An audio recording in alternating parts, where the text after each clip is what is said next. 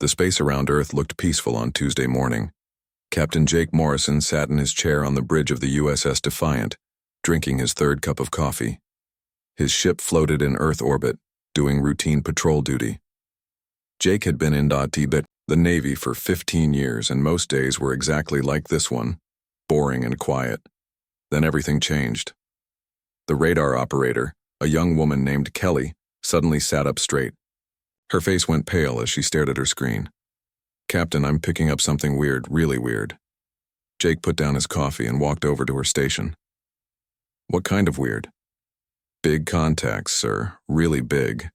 They just appeared at the edge of our solar system near Pluto. The computer says there are hundreds of them." Jake felt his stomach drop. He grabbed the phone and called Admiral Kevin Turner at Earth Defense Command. "Sir, we have a problem. A big problem." Within minutes, every telescope and sensor on Earth pointed toward the outer solar system. What they saw made everyone's blood run cold. Massive ships, each one the size of a city, hung in space like dark clouds. There were so many of them that they blocked out the stars behind them. Dr. Lisa Bennett ran through the halls of the Global Defense Institute, her lab coat flying behind her. She burst into the communications room where teams of scientists worked frantically at computers. "Have we made contact yet?" "Just got something," said one of the technicians. "It's coming through now." A deep alien voice filled the room. The words were strange and harsh, but the computer translated them into English. "People of Earth, we are the Zephyrian Empire. Your world now belongs to us. You have 72 hours to surrender completely. If you resist, we will destroy your cities from space. This is your only warning." Lisa's hands shook as she wrote down every word. She had spent her whole career studying the possibility of alien life, but she never imagined it would happen like this. The message repeated 3 more times, then stopped. Meanwhile, Admiral Turner stood in the war room deep inside a mountain in Colorado. Maps and screens covered every wall, showing Earth's defenses. He looked at the faces around him, generals, scientists, and world leaders who had flown in from every continent. "How many ships do they have?" asked General Patricia Hayes, head of the Air Force. "Our best count is 300, Turner replied. "Each one is bigger than our largest aircraft carrier. Their weapons seem to be some kind of energy beam technology. Our satellites detected massive power readings from their ships." "What about our fleet?" asked President Martinez, who had arrived an hour ago. Turner pointed to a screen showing Earth's space forces. "We have 47 ships in total. Most are destroyers and cruisers. Against 300 alien warships, we're heavily outnumbered." But something strange was happening across Earth. Instead of panic, people were getting angry. Instead of hiding, they were preparing to fight. News reports showed ordinary citizens lining up at military recruitment centers. Factory workers stayed late to build more weapons. Scientists worked around the clock to study the alien signals. Jake Morrison received new orders within hours. "All ships, prepare for combat operations. We're going out to meet them." His crew looked nervous but determined. Kelly, the radar operator, had family in California. Chief Engineer Bobby Wells had 3 kids at home. None of them wanted to die, but they all understood what was at stake. "Sir," said Kelly, "I'm detecting movement in the alien fleet. Looks like they're forming up for an attack formation." Jake nodded. "Send a message to all ships. Tell them we're heading out to show these aliens what humans are made of." The alien commander, Vexhal, stood on the bridge of his flagship. He was tall and thin, with gray skin and large black eyes. His species had conquered 17 worlds using the same method every time. Show overwhelming force, demand surrender, and most civilizations gave up without a fight. "Status report," he commanded in his own language. "The humans are mobilizing their primitive fleet," replied his second in command. 47 vessels approaching our position. Should we destroy them immediately?" Vexhal made a sound that might have been laughter. "Let them come closer. We will destroy a few ships to demonstrate our power. Then they will surrender like all the others." But Vexhal had made a critical mistake. He based his invasion plan on intelligence that was 20 years old. The Zephyrians had been watching Earth for decades, but they stopped paying close attention after deciding humans were too primitive to be a threat. They missed humanity's rapid technological progress and, more importantly, they completely misunderstood human nature. As Jake's fleet moved toward the alien ships, something unexpected happened. More human ships appeared from all directions. Civilian vessels, converted cargo ships, even old military vessels that had been retired were now heading toward the enemy. Earth's entire space-capable fleet was mobilizing for the first time in history. "Admiral," Kelly reported, "I'm counting over 200 human vessels now. Everything that can fly is joining the fight." Jake smiled grimly. "Good. Let's show these aliens that humans don't give up easily."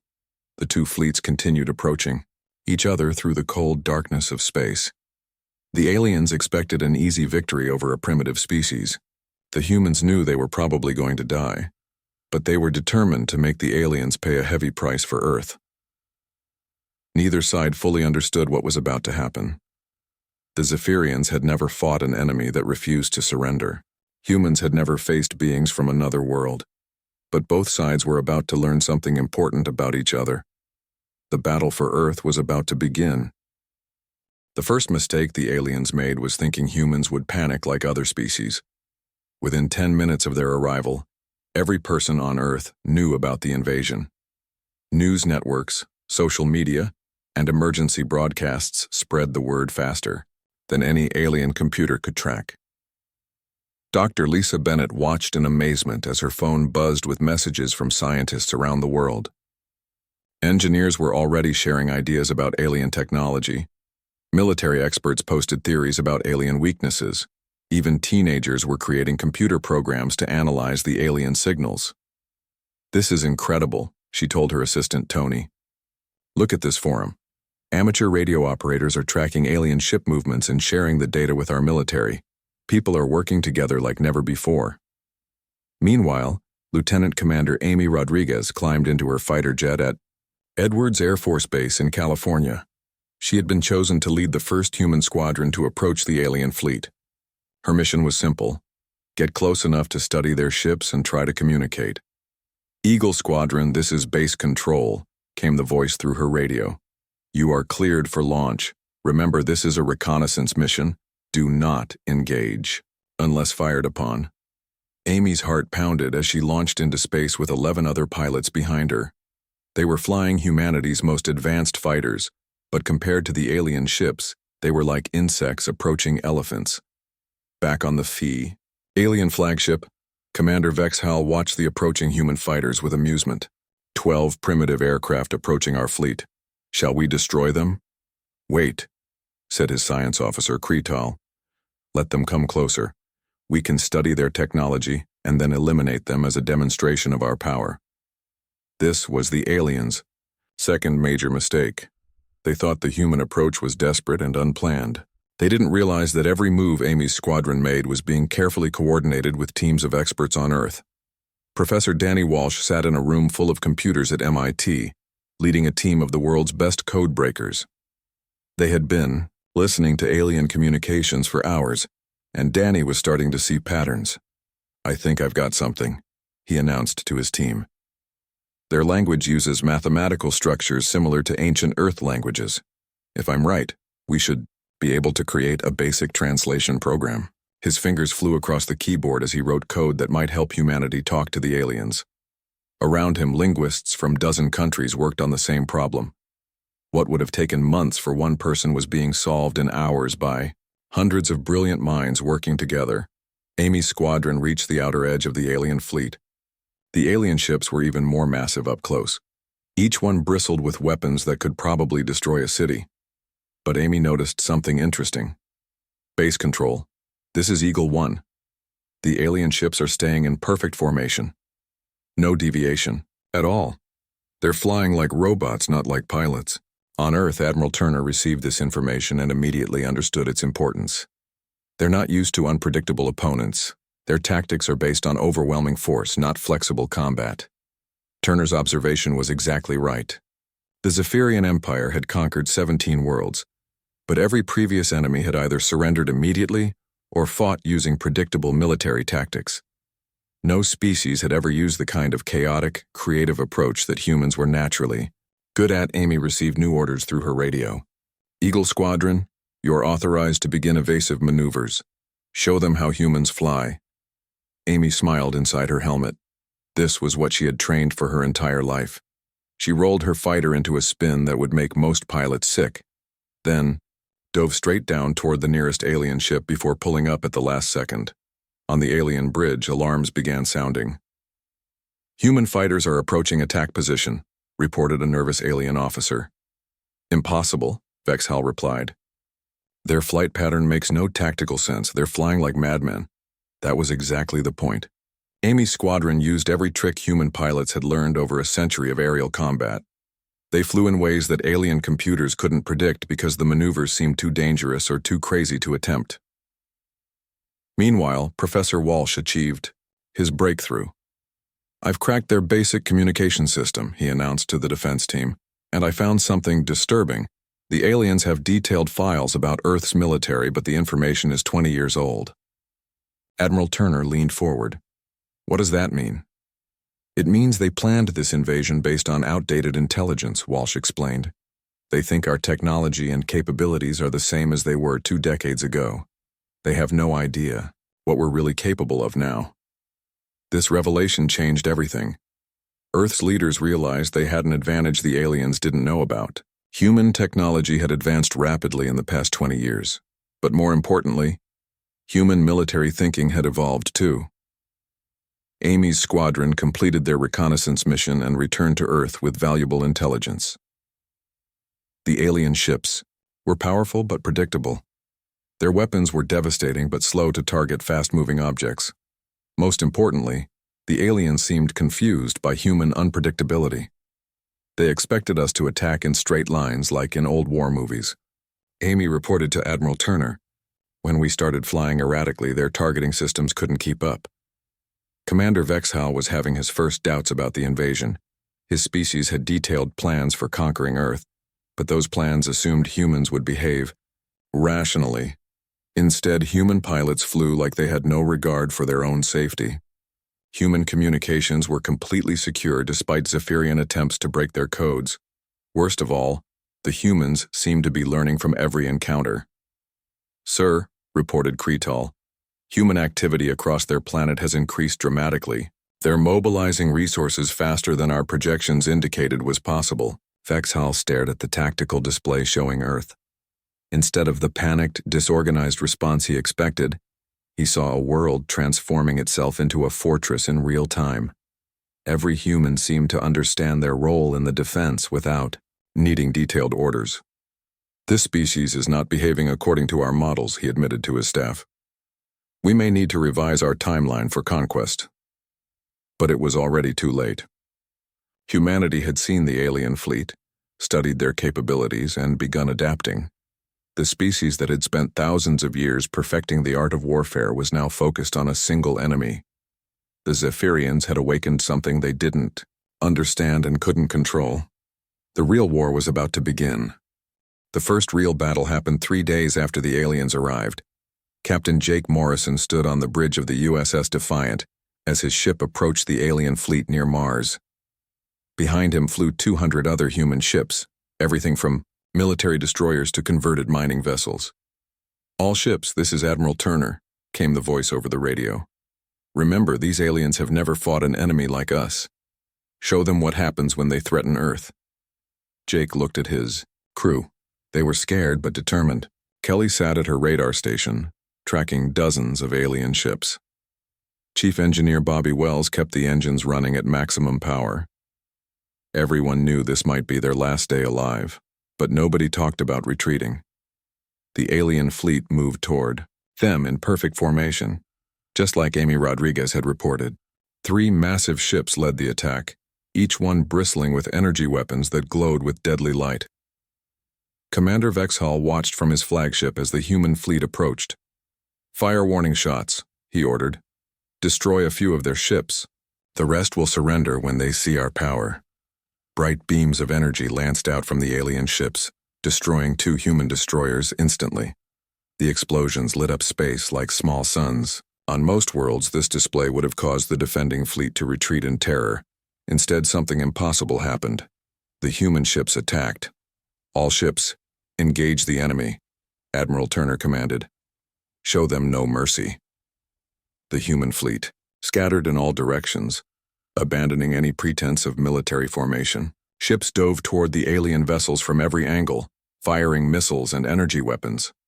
Some ships worked in pairs, others flew alone. There was no pattern the alien computers could predict. Jake's ship, the Defiant, raced toward the largest alien vessel. "Bobby, I need everything the engines can give me," he shouted to his engineer. "Captain, if I push them any harder, we might blow up," Bobby replied. "Better to blow up fighting than surrender," Jake said grimly. This was the moment Commander Vexhal realized his species had made a terrible mistake. Human ships didn't fight like any enemy he had ever faced. They used tactics that seemed designed to get themselves killed, but somehow worked. Ships would fly straight at alien vessels, forcing the aliens to choose between being rammed or moving out of formation. Dr. Lisa Bennett watched the battle from Earth, analyzing every piece of data that came back. What she saw amazed her. The aliens were technologically superior in every way, but they fought like they were following a rule book. Humans fought like they were making up the rules as they went along. "Look at this," she told her assistant Tony, pointing at the tactical display. "The alien ships have better weapons and stronger shields, but they're not using them effectively.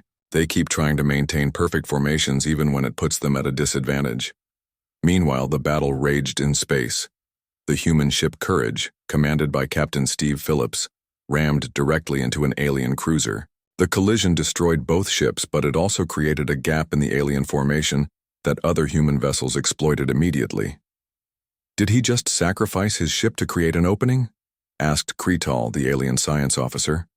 "Impossible," Vexhal replied. "No rational being would throw away their life for such a small tactical advantage." But that was exactly what humans were doing. Over and over, human ships made sacrifices that seemed pointless to alien logic, but created opportunities for other human vessels. It was like fighting an enemy that treated every battle like a chess game, where they were willing to sacrifice any piece to win. Jake's destroyer reached the alien flagship. Instead of attacking the heavily armored front section, he aimed for what looked like a communications array on the side of the ship. His missiles struck home, and suddenly the alien fleet's coordination began to break down. "Their command structure depends on constant communication," Kelly reported excitedly.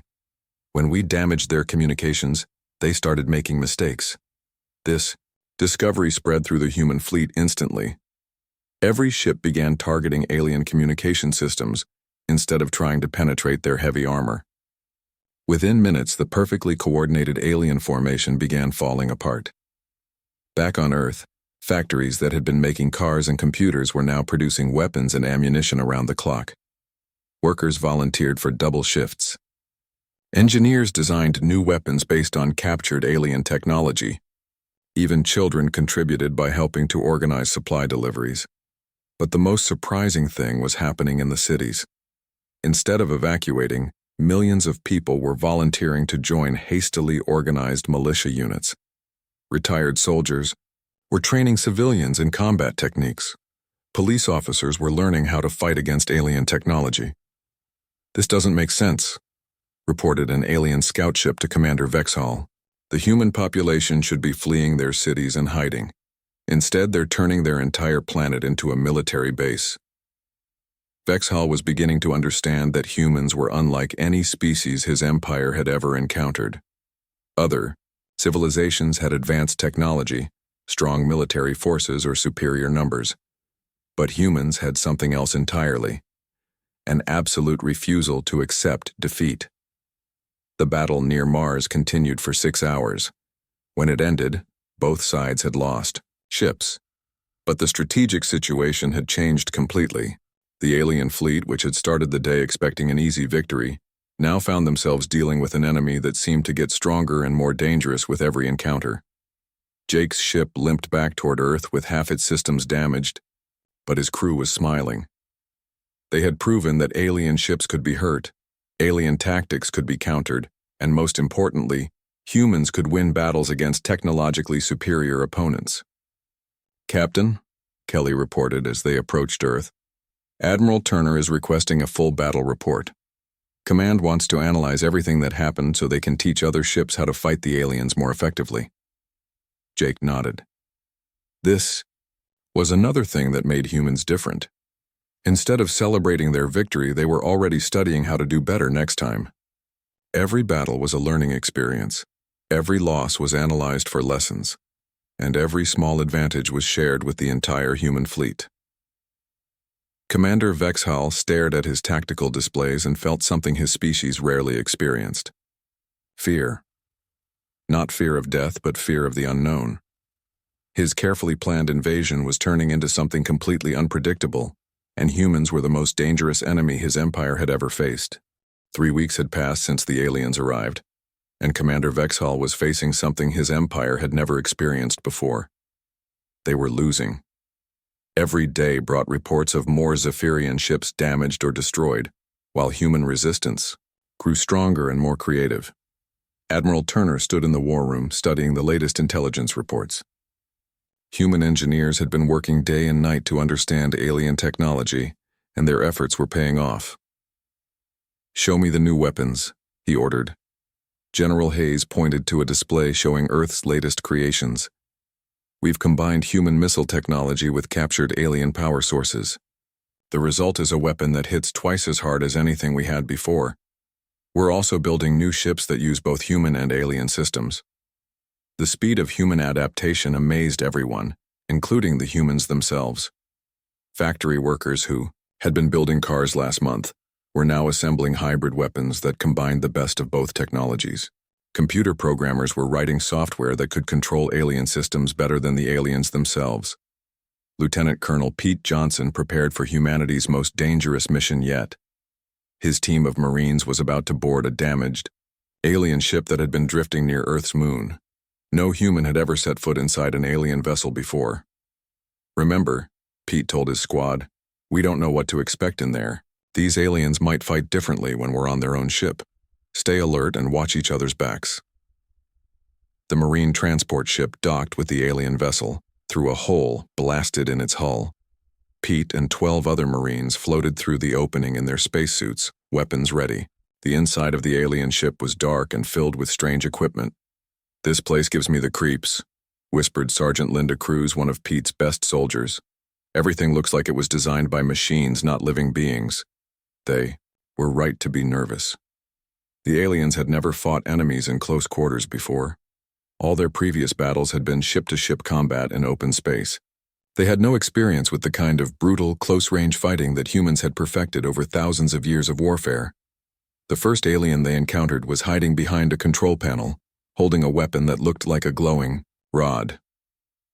When it saw the humans, it pointed the weapon at Pete and fired.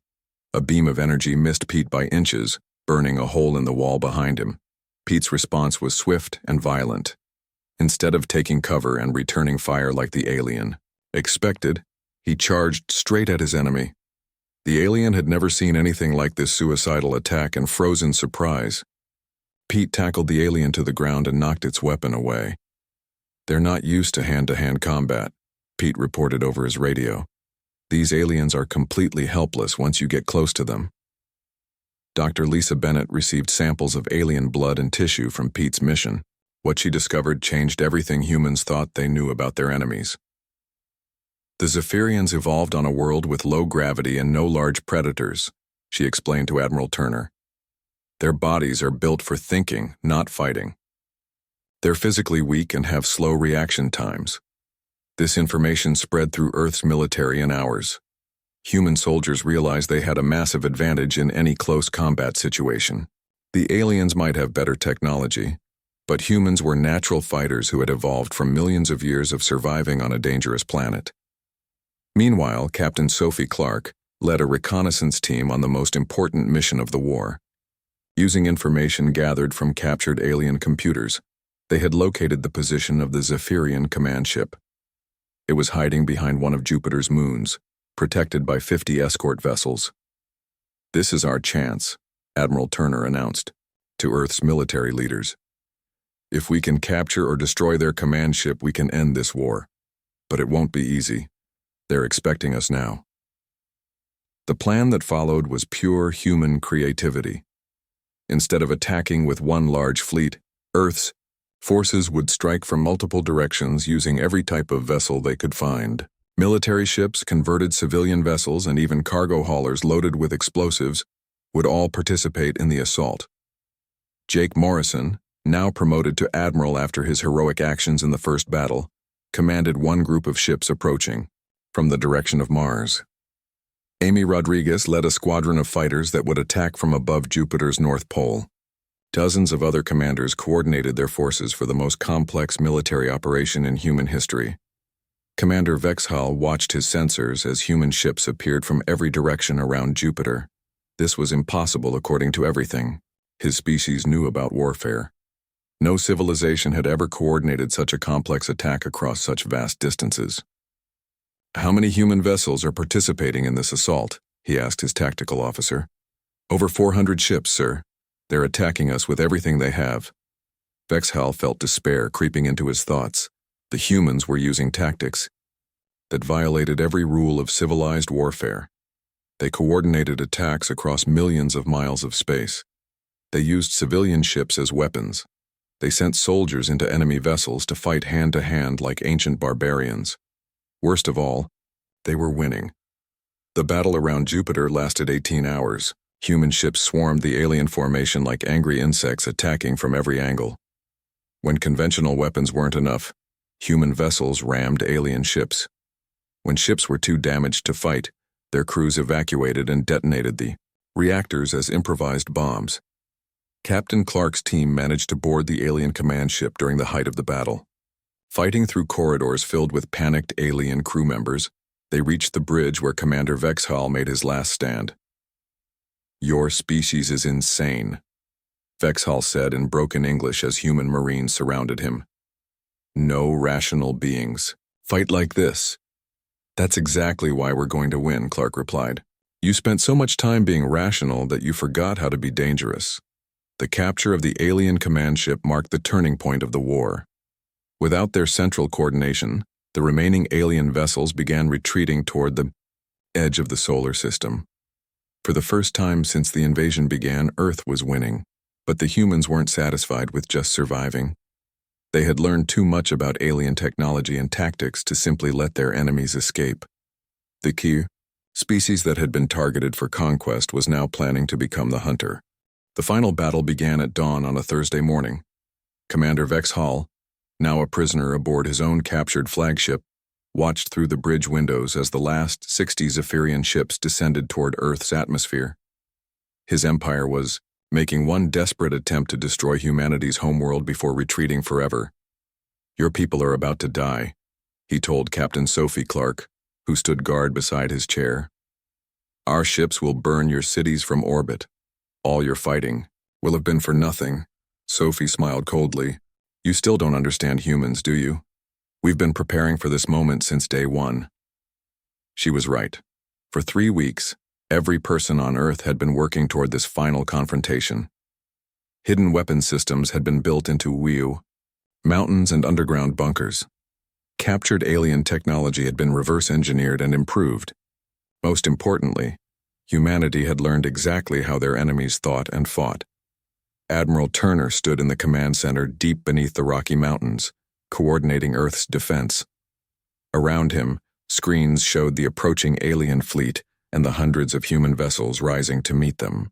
But the real surprise was what the aliens couldn't see yet. "All ground stations report status," Turner commanded. "Colorado Mountain Base ready to fire. Siberian installation weapons charged. Australian underground complex standing by." One by one, reports came in from secret bases around the world. Humanity had spent weeks building weapons that the aliens didn't know existed. Energy cannons reverse-engineered from captured alien technology. Missile systems that could reach into space. And most terrifying of all, human creativity applied to the art of destruction. Jake Morrison commanded the USS Victory, a new ship built using both human and alien technology. It was faster and more powerful than anything either species had created, alone. As the alien fleet approached Earth, Jake felt proud of what humanity had accomplished in just 3 weeks. All ships, "This is Admiral Morrison," he broadcast to the human fleet. "These aliens came here expecting an easy conquest. Let's show them what happens when you threaten the human race." The first surprise came when the alien ships entered Earth's upper atmosphere. Hidden launchers opened all across the planet's surface, sending thousands of missiles screaming upward. These weren't the primitive weapons the aliens expected. They were hybrid human-alien designs that could penetrate energy shields and track moving targets with deadly accuracy. "Impossible," gasped Kretal, the alien science officer, as he watched his sensors. "The humans have created weapons using our own technology. How did they advance so quickly?" But that was only the beginning. As alien ships tried to dodge the missile barrage, human fighters appeared from every direction. Amy Rodriguez led a squadron of hybrid fighters that moved faster than anything the aliens had ever seen. These ships combined human piloting skills with alien technology, creating something more dangerous than either species could build alone. The battle raged across Earth's sky. Alien ships fired their energy weapons at cities below, but most of their shots were blocked by energy shields that humans had built using captured alien technology. The few shots that got through hit empty buildings. Humanity had evacuated their cities days ago, turning them into elaborate traps. Dr. Lisa Bennett watched the battle from a bunker in Washington, D.C., analyzing everything that happened. "Look at their formation," she told her assistant Tony. "They're still trying to fight like this is a normal battle. They don't realize we've turned their own tactics against them." She was absolutely right. The aliens were using the same strategies that had worked on 17 other worlds. But humans had studied those strategies, learned from them, and developed counters for every tactic the aliens possessed. Commander Vexhal watched in horror as his species' final assault fell apart. Human weapons were destroying alien ships faster than he could count. Worse yet, the humans were coordinating their defense with a precision that matched the best Zephyrian military computers, but with a creativity that no computer could match. "Sir," reported his communications officer, "we're receiving surrender demands from the human fleet." "Surrender demands?" Vexhal couldn't believe what he was hearing. "They want us to surrender?" Admiral Turner's voice came through the alien communication system, speaking in perfect Zephyrian language. "Attention, alien fleet. You are surrounded and outgunned. Surrender immediately or be destroyed. You have 5 minutes to decide." This was the moment that truly terrified the aliens. Not only had humans defeated them militarily, but they had learned the Zephyrian language, cracked their communication codes, and were now demanding their surrender using their own words. Captain Clark looked down at Vexhal with something that might have been pity. "Your empire made 3 big mistakes," she told him. "First, you underestimated human determination. Second, you gave us 3 weeks to study your technology. Third, and most important, you taught us that we're not alone in the universe." "What does that mean?" Vexhal asked, though he was afraid to hear the answer.